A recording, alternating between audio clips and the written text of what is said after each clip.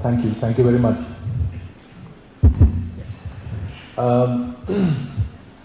Since morning we've had some very dynamic speeches, specifically by Unni of Thermax, and he shared his wisdom about renewables, energy, various technologies that are there. I thought I'll touch upon a subject which is very close to me, as Mr. Banerjee said, that what is passionate for you. All of us sitting in this room have very noble green thoughts. How do we convert these thoughts into actions is what I thought I'll touch upon today. And more so for MSMEs. 85%, as we said, are MSMEs in the country. How do they contribute and convert the green thoughts into actions?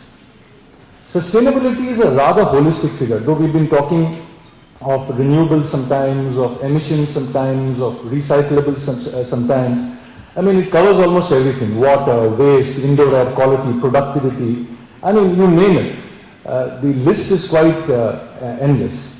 So how do you capture all this and ensure that these green thoughts are converted into green actions is a case study that I would like to present today. We at Conserve have been working on sustainability certifications and rating for quite a few years. And I thought I'll take an example of one of the prides of Mumbai, the Mumbai International Airport, the T2 terminal, and how we used this framework to really build sustainability in the most business-like case for this gigantic airport terminal which is there.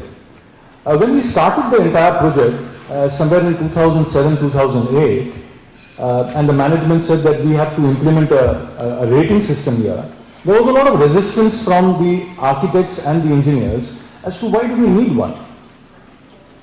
They were the best in the world. Those architects and engineers who designed the T2 terminal are the best in the world. So they said that we are the best in the world, we know what's happening, we are the latest, so why do we need a rating system to grade us in any way?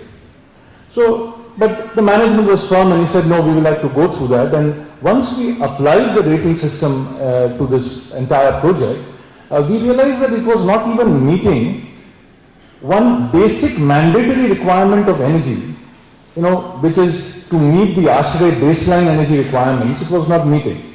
Moreover, very surprisingly, the baseline again for the indoor air quality for an airport of this size was also not meeting the international standards.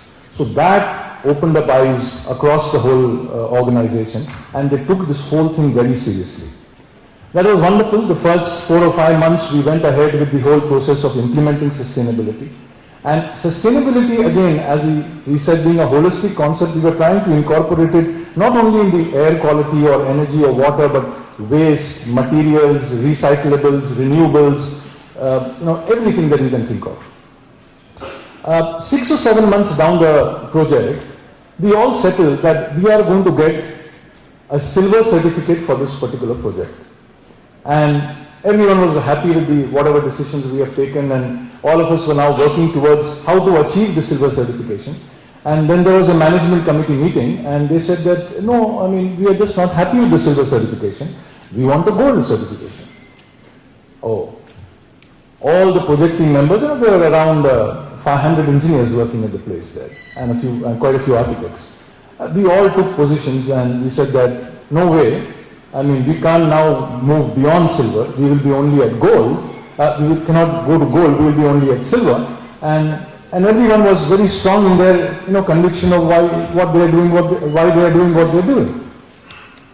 One fine day, after a week, when I went into the project team area, I found that there were a lot of posters all over the place which said G for gold, GVK for gold, go for gold, and the management, someone in the management thought that let us put some pressures on the whole team by displaying all these banners all across that we need to go for gold.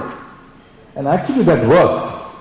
And we all had to set up small teams, sub-teams, work on areas. And the areas that we worked were not on energy because enough work had been done. We worked on materials, on water, on indoor air quality, and then pushed the barrier towards gold. And when we actually got the gold certification, there were some people in the management committee, who asked, why not platinum?